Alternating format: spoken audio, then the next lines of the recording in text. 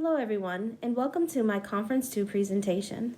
My name is Tracy Chavis. In this presentation, we will dive into a complicated conversation on the curriculum scholar, Dr. Gloria Ladson-Billings. You might be asking yourself, who is Dr. Ladson-Billings, and what are her contributions to the field of curriculum?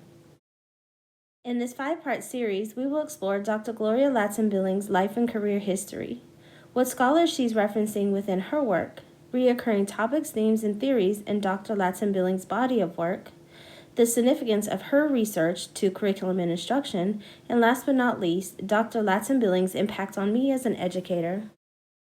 As an educator in a Title I school, I selected Dr. Gloria Ladson-Billings as the curriculum scholar for my Conference 2 presentation because her body of work advocates for the population of students I teach on a daily basis. Dr. Ladson-Billings is a pedagogical theorist and an American educator. Her primary focus in educational research and theory is culturally relevant pedagogy and critical race theory. Dr. Ladson-Billings' experience as a child growing up in the Philadelphia public school system in the 1950s sparked her passion for questioning how race and ethnicity are taught in the public school system. Dr. Gloria Ladson-Billings grew up in the 1950s at the height of segregation in schools. In 5th grade, Gloria's teacher broke the standard curriculum to teach her students about the contributions of African Americans that were not being taught in their textbooks. She wanted her students to make connections to their cultures and roots in the classroom. Dr. Ladson-Billings even explained her teacher told her students if the principal came down the hallway towards the classroom, they were to turn to a specific page in their textbooks to pretend like they were learning. This experience imprinted on Dr. Ladson-Billings and would later become the starting point for her theory, culturally relevant pedagogy. Later in life, Dr. Ladson-Billings graduated with her Bachelor's of Science in Education at Morgan State University. She went on to earn her master's degree in curriculum instruction at the University of Washington. In 1984, she completed her PhD in curriculum and teacher education at the Stanford Graduate School of Education. Her dissertation for her PhD was titled Citizenship and Values, the Ethnographic Study of Citizenship and Values in a Black School Setting. Dr. Gloria Ladson-Billings held many positions during her educational career. She worked as the Kellner Family Distinguished Professor of Urban Education in the Department of Curriculum Instruction and faculty officiant in the Department of Educational Policy Studies at the University of Wisconsin-Madison. She was a Fellow of the British Academy, the American Academy of Arts and Science, and the Hellner Institute, Texas A&M University. Dr. Ladson-Billings is a best-selling author. Some of her books are The Dream Keepers, Successful Teachers of African American Children, Culturally Relevant Pedagogy, Asking a Different Question, Crossing Over the Canyon, The Journey of New Teachers in Diverse Classrooms, and Critical Race Theory in Education. Dr. Ladson-Billings eventually retired in January 2018. Throughout Dr. Ladson-Billings' body of work, she cites a variety of scholars and theorists from various backgrounds, from culturally relevant, responsive, and sustaining pedagogy, critical race theory scholars, scholars on urban schooling, and much more. One of the main scholars Dr. Ladson-Billings cites is Derek Bell. Derek Bell is a lawyer, law professor, and legal scholar. Derek Bell has been cited as the father of critical race theory. What exactly is critical race theory? In the article Critical Race Theory written by Chris Damaski, critical race theory is a movement that challenges the ability of conventional legal strategies to deliver social and economic justice and specifically calls for legal approaches that take into consideration race as a nexus of American life. Derek Bell brought critical race theory to the forefront of the legal system. He shined a light on how racism is embedded in our laws and policies. In her article, Preparing Teachers for Diverse Student Populations, A Critical Race Theory Perspective, Dr. Ladson-Billings discusses Eric Bell and the idea of CRT. She explains, Bell's major premise in Faces of the Bottom of the Well is that racism is a permanent fixture of American life. Therefore, the strategy of those who fight for social justice is one of unmasking and exposing racism in its various permutations. Dr. Ladson-Billings takes this concept of critical race theory, which originated in the legal system, and brought it to the forefront of education. She recognizes these systems of oppressions and structural inequalities Derek Bell discussed within the legal system also play a role in our schools in educating our minority children, such as a lack of access to equal and quality education, healthcare, and affordable housing. Ladson-Billings discusses Derek Bell's idea of the interest of convergence. She explains, this notion of interest of convergence was developed to explain the ways in the interests of colored people can meet. Consider the way many school desegregation programs are enacted. In order to get white parents to keep their children in a school that is desegregated, school officials offered special programs and other perks. Magnet programs, advanced classes, and after-school programs are examples of the desegregation compromise. Bell's argument is that people of color have to begin to set terms of interest convergence rather than accept those that whites offer. Discussing segregation and equal access to education, Dr. Ladson-Billings cites Charles Lawrence. Charles R. Lawrence III is a lawyer and professor who is best known for his work on critical race theory.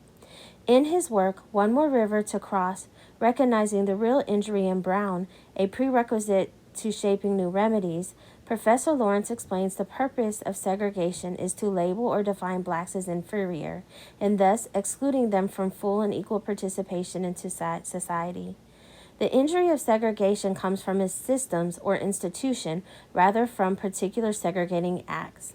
This invidious institution is organic and self-perpetuating and cannot be dismantled via public sanctions. It must be affirmatively destroyed. Dr. Ladson-Billings explains, when it comes to segregation in schools, black urban parents were never fighting to have their children sit beside white children in belief that integration would automatically create equitable education.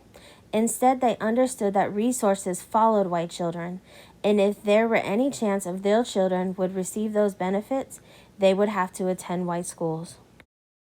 Another one of the main scholars Dr. Ladson-Billings refers to is Django Paris. Dr. Django Paris is currently a professor in the Multicultural Education and director of Banks Center for Educational Justice at the University of Washington. According to Great Lakes Equity Center, Dr. Paris's teaching and research focus on understanding and sustaining languages, literacies, and lifeways among Indigenous, Black, Latin, Asian, and Pacific Islander youth and communities in the context of demographic and social change. Dr. Paris coined the term culturally sustaining pedagogy.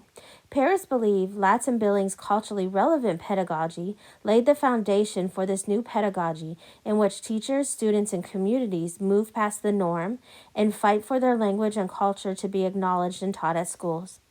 In her article, 3 Decades of Culturally Relevant, Responsive, and Sustaining Pedagogy, What Lies Ahead, Dr. Ladson-Billings makes the connection between CRP and CSP. She states, this work saw culturally relevant pedagogy as a foundation to creating a pedagogy that explicitly embodied resistance to the status quo and encouraged marginalized communities to fight for their linguistic and cultural sovereignty. The difference between culturally relevant pedagogy and culturally sustaining pedagogy was the addition of other Black and Brown cultures such as Latin, Asian American, Indigenous cultures, and more. Throughout Dr. Gloria Ladson-Billings' expansive body of work, readers will find several recurring themes.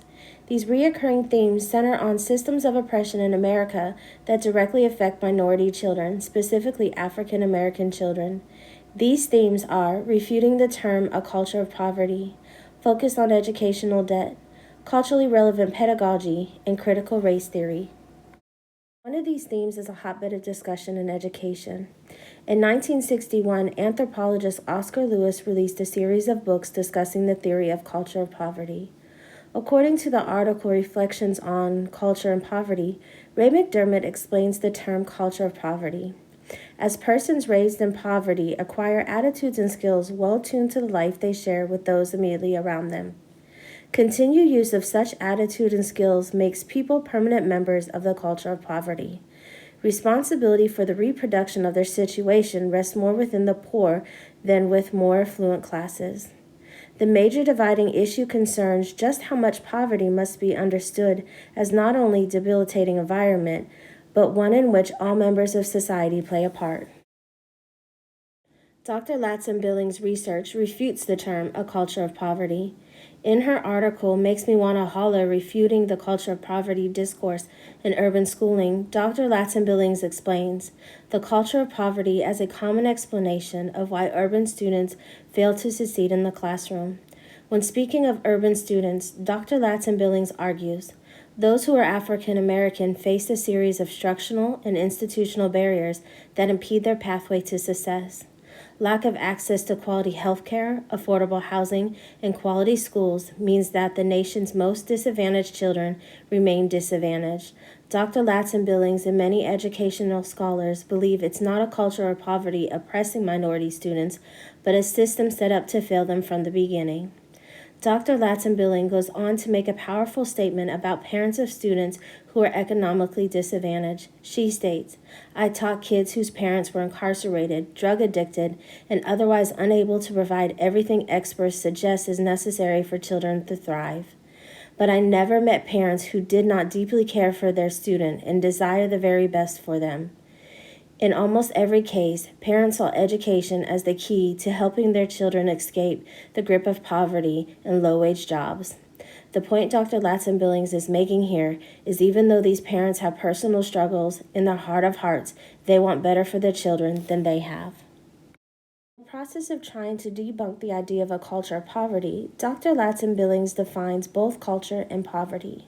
She explains that anthropologists define culture as a complex of explicit and tacit factors, knowledge, customs, arts, aesthetics, belief, language, symbols, and so on, that are made and remade with each generation. On the opposite end of this thought process, she explains, poverty is a social condition created by the decisions of the powerful. Who lives where, who has access to which schools, who gets which jobs, who is policed in particular ways, who gets access to representation both in the political order and the court of law. All are aspects of structural inequality, not elements of culture. In breaking down the differences between culture and poverty, Dr. Ladson-Billings clearly outlines students from economically disadvantaged families are not from a culture of poverty. It is the structural inequality failing both families and society and our children in schools, such as a lack of spending in urban schools, new and inexperienced teachers in those schools, poor housing, a lack of health care, hunger, and more.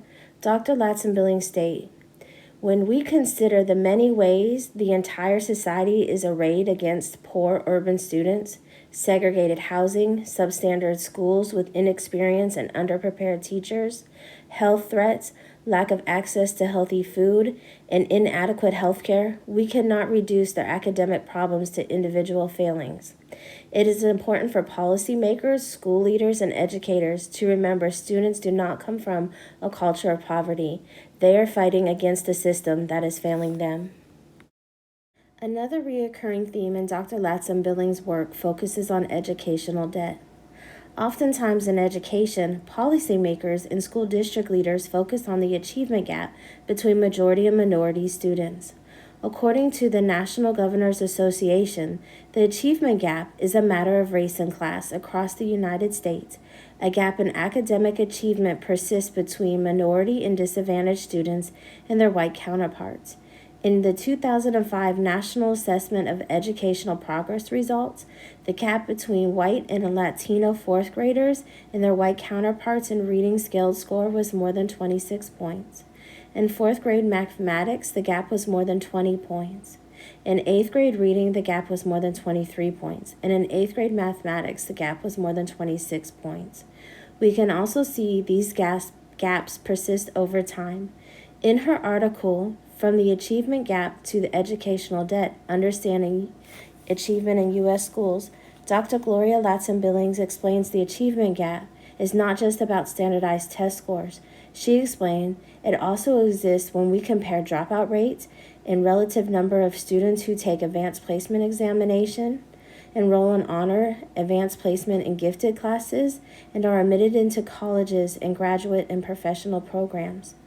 Dr. Ladson-Billings cautions all of those involved with students not to focus on the achievement gap. She states, "I want to argue that this is all out of focus on the achievement gap, moves us towards short-term solutions that are unlikely to address the long-term underlying problem." Dr. Ladson-Billings feels that the long-term solutions will come from focusing on educational debt.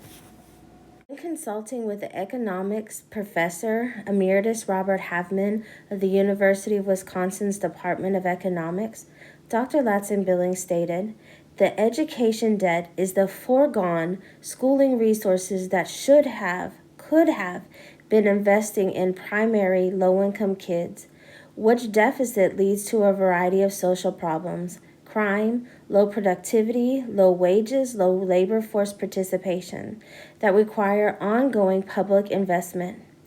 This required investment sucks away resources that could go to reducing the achievement gap. Without the education debt, we could narrow the achievement debt." Dr. Ladson-Billings explains there is a lack of spending on education and children in our country due to the educational debt our country faces.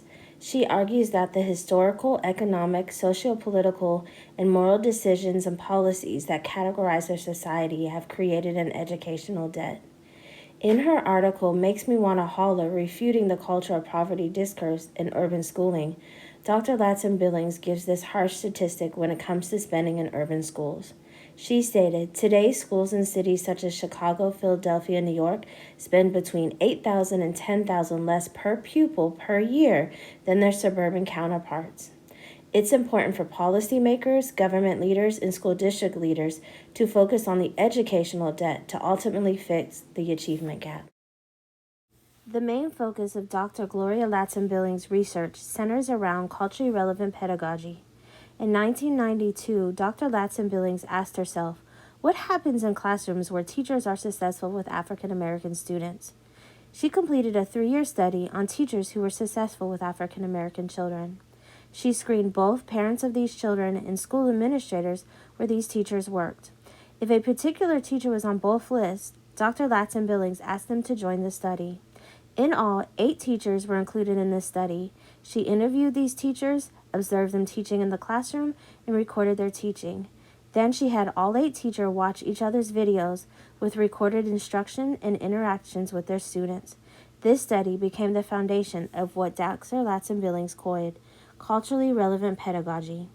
In her article, I'm Here for a Hard Reset, Post-Pandemic Pedagogy to Preserve Our Culture, Dr. Ladson-Billings explains, culturally relevant pedagogy rests on 3 propositions: academic achievement, student learning, cultural competence, and socio-political critical consciousness. Dr. Ladson-Billings breaks down each of these 3 propositions to CRP. She explains, culturally relevant pedagogy approach to student learning is predicted upon student growth.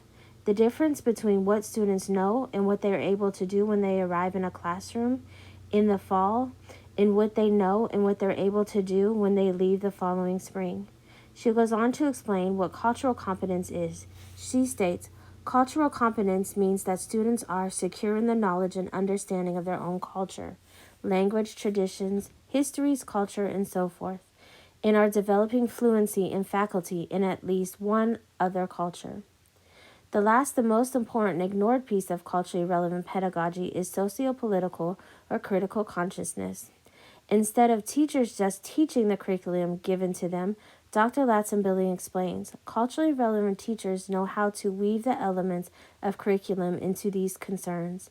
They help students take a problem-solving approach to learning and avoid assignment-disconnected busy work. In her article, 3 Decades of Culturally Relevant, Responsive, and Sustaining Pedagogy, What Lies Ahead, Dr. Ladson-Billings explains, the popularity of culturally relevant, responsive, and sustaining pedagogies has led to the creation of workshops, institutes, and certificates designed to make teachers culturally relevant, responsive, or sustaining pedagogues. Many teachers understand what culturally relevant pedagogy is. However, even with these workshops, Dr. Ladson-Billings has noticed the implementation of CRP has fallen short. It is the application process and theories behind CRP and CSP many school districts and teachers are missing. Dr. Ladson-Billings explains, by incorporating all three elements into the classroom, culturally relevant teachers encourage students to read a variety of perspectives on issues, use research skills to survey others, and create social science and artistic projects to represent their findings.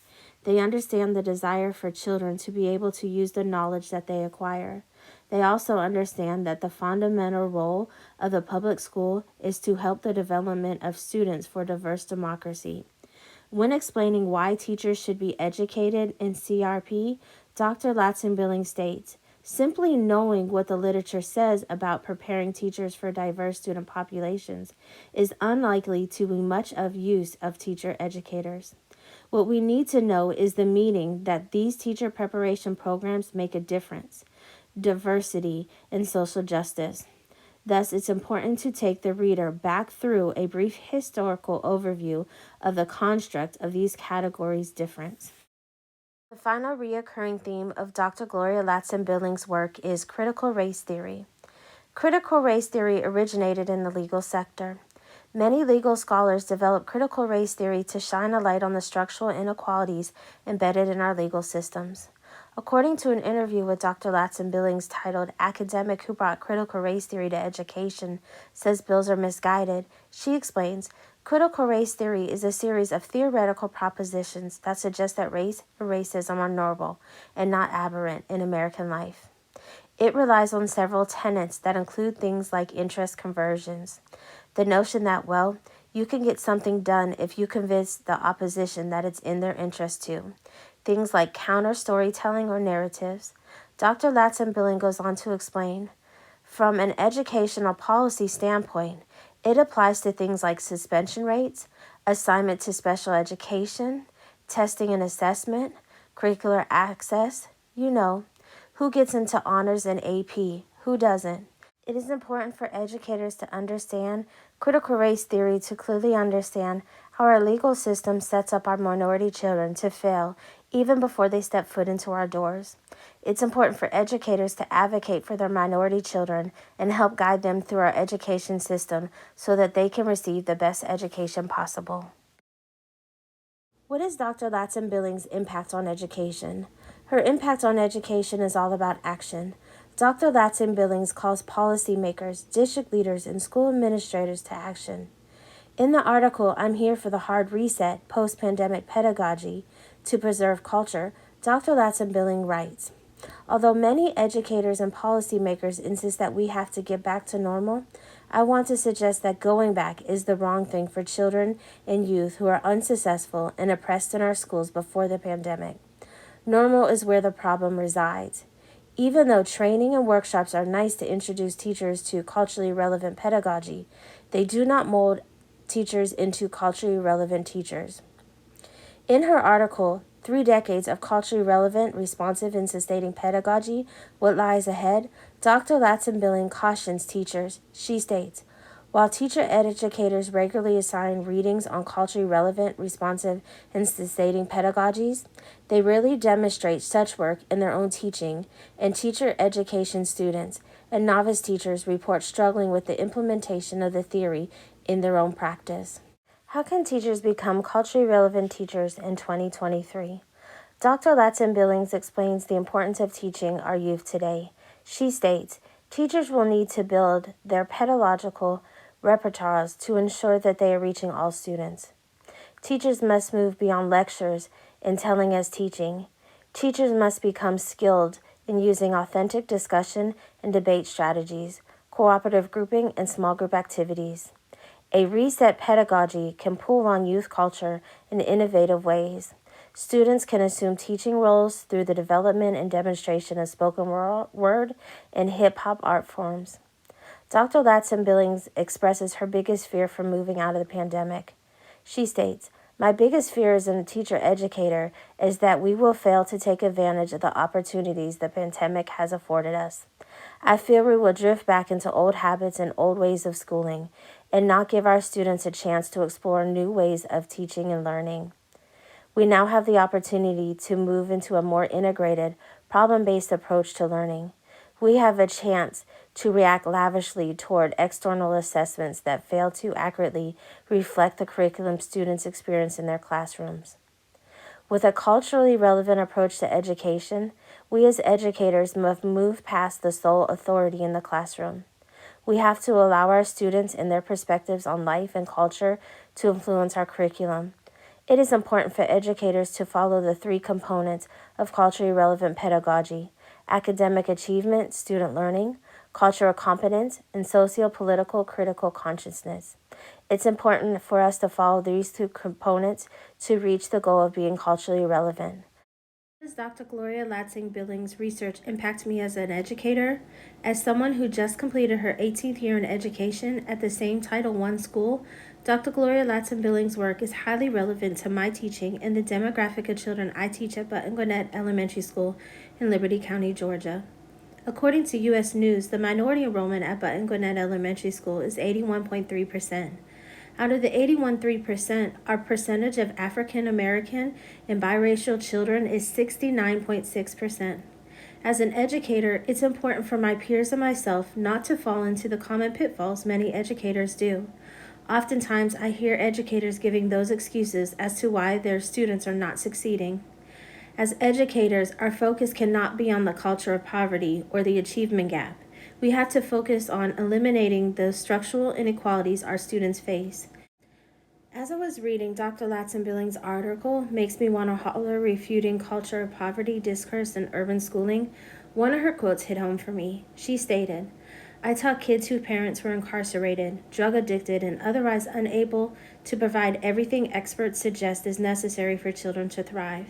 But I have never met parents who deeply didn't care for their children and desire the very best for them.